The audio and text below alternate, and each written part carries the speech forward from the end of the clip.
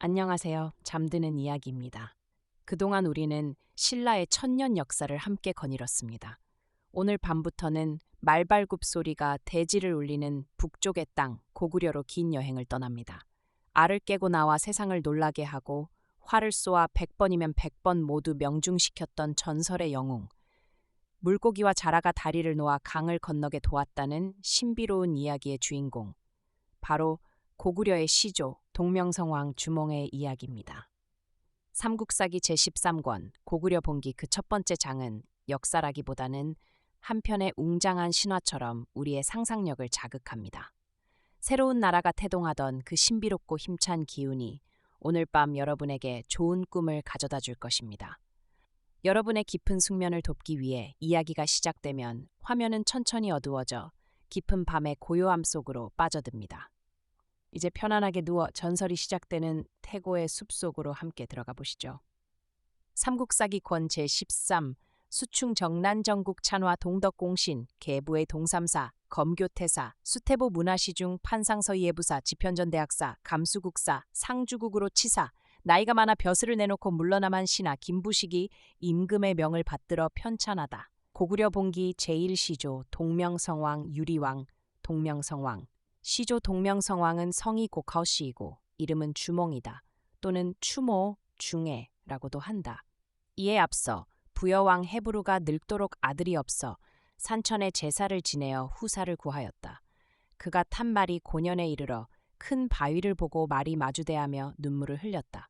왕이 이를 기이하게 여겨 사람을 시켜 그 돌을 굴려보니 어린아이가 있었는데 금빛 개구리 모양이었다. 혹은 개구리가 아니라 달팽이라고도 한다. 왕이 기뻐하여 말하기를 이것은 하늘이 나에게 내려준 자식이로구나 하였다. 이에 거두어 그를 키웠다. 이름을 금화라 하고 그가 장성하자 태자로 삼았다. 후에 국상 아람불이 말하기를 어느 날 하느님이 내게 내려와 말씀하시기를 장차 나의 자손으로 하여금 이곳에 나라를 세우게 할 것이니 너희는 이곳을 피하여라. 동해가에 가서번이라 불리는 땅이 있다. 토양이 기름지고 비옥하여 오곡을 기를 만하니 도읍으로 삼을 수 있을 것이다 라고 하셨습니다. 라고 하였다.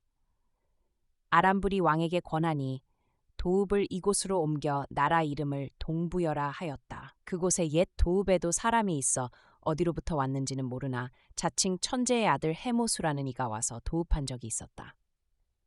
헤브루가 붕어하고 금화가 후사를 이었다. 이때 금화는 태백산 남쪽 우발수에서 한 여자를 얻어 사연을 물으니 말하기를 저는 하백의 딸이고 이름은 유화입니다.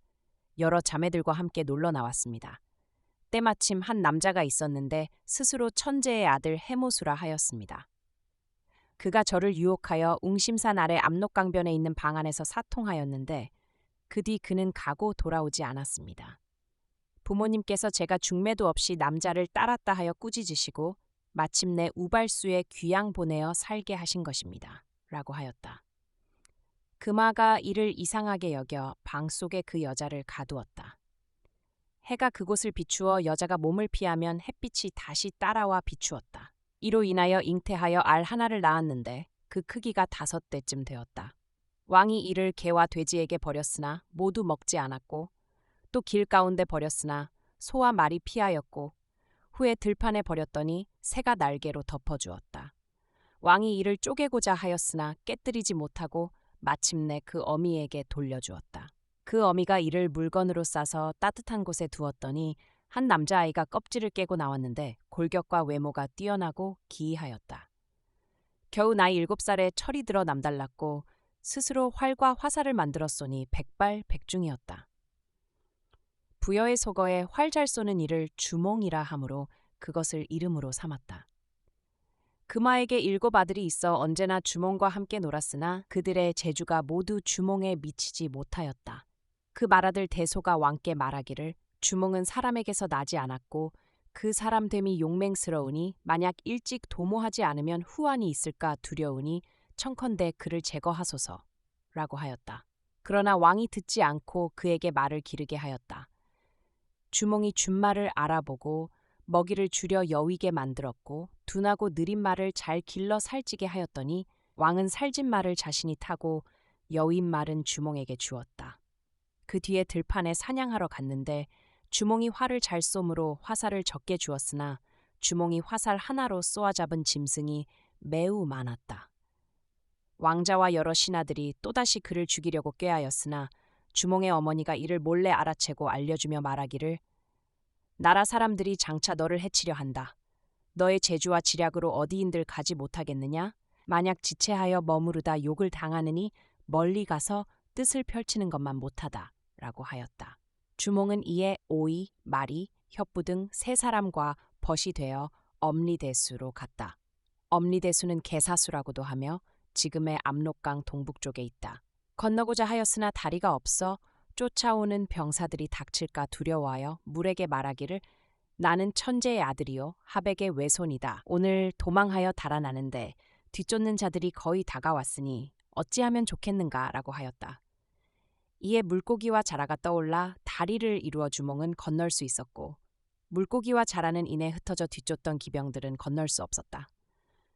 주몽이 모든 곡에 이르러 위서에서는 보술수에 이르렀다고 한다. 세 사람을 만났다. 한 사람은 삼배 옷을 입었고 한 사람은 장삼, 기운 옷을 입었고 한 사람은 수초로 만든 옷을 입고 있었다. 주몽이 묻기를 그대들은 어떤 사람입니까?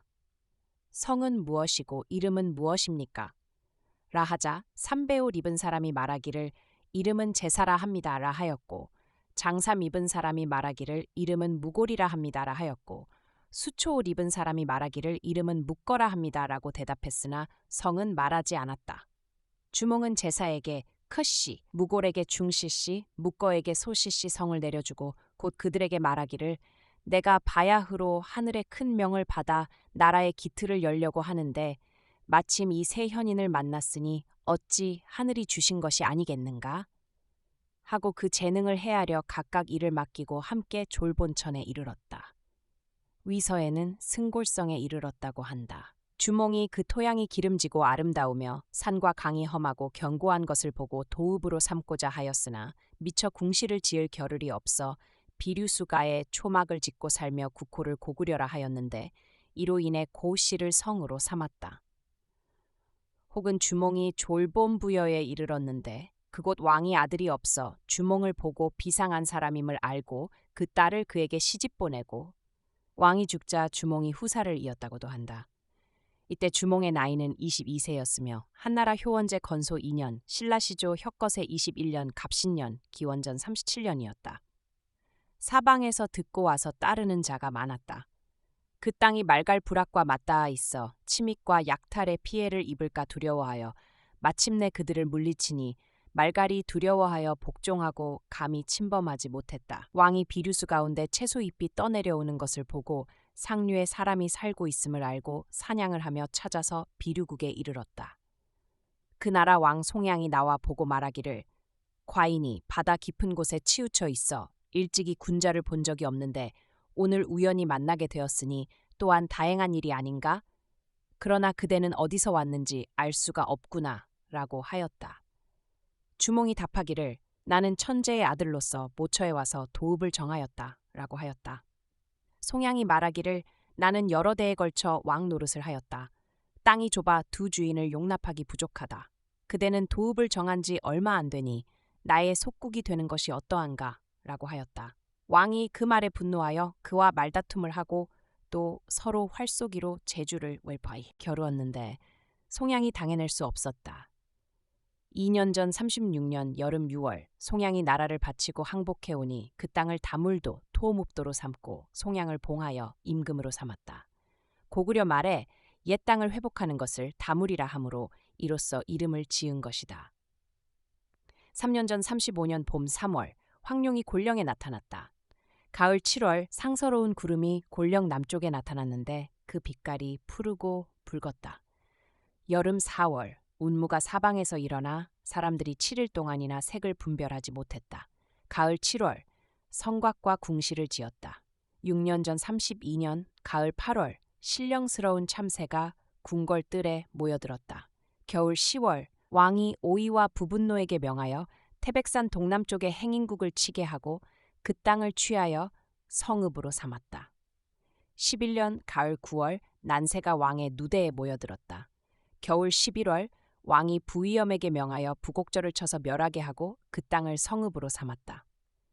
14년 전 24년 가을 8월 왕의 어머니 유화 부인이 동부여에서 돌아가셨다. 그 왕 금화가 태후의 예로서 장사 지내고 마침내 신묘를 세웠다. 겨울 10월 왕이 부여의 사신을 보내 토산물을 보내어 그 덕에 보답하였다. 19년 기원전 19년 여름 4월 왕자 유리가 부여로부터 그 어머니와 함께 도망쳐 돌아왔다. 왕이 기뻐하여 태자로 삼았다. 가을 9월 왕이 승하하니 세상을 떠나니 그때 나이 40세였다. 용산에 장사 지내고 시호를 동명성왕이라 하였다. 유리왕